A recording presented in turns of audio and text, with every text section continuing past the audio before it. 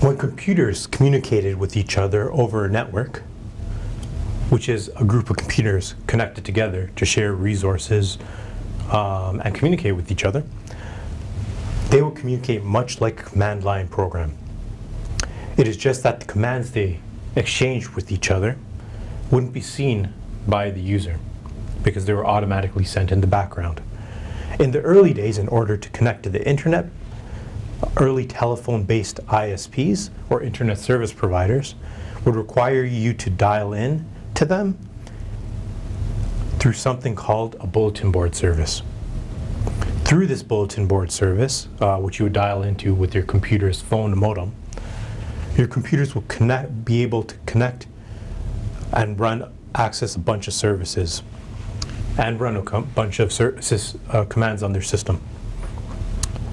You could speak to other users that use the same ISP, or from other ISPs that were using connected bulletin board services, share information, access news, something called news groups, or even connect to the internet via proxies. But how did the internet work? To understand that, let's delve into a few core definitions that you're going to have to know in order to understand what I'm talking about. The first, as I previously mentioned, is network. A network is a bunch of computers connected to each other to share information or services. The internet is an example of a very big network. A subnet is a smaller network connected to a larger network. A gateway is a device that connects a subnet to a larger network.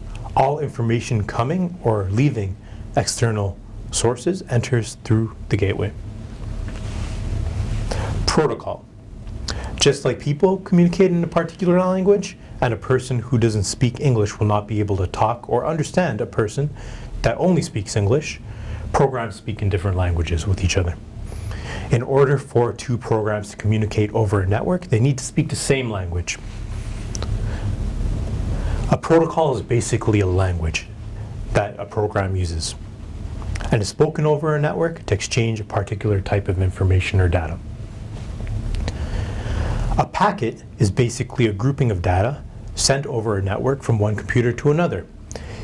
It can be conceptualized as a word in a language. So, while languages have words, protocols send out packets. Just like people use words, programs break up the information they send and receive into pieces. Furthermore, just like different languages have different words and the words have different structures, so do packets sent using different protocols. Yet at the same time, packets tend to share certain structural elements that we will discuss a little bit later.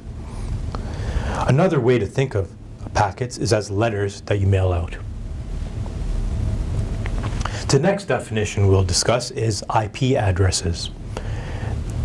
An IP address is an internet address for every device that's connected to the internet or a network.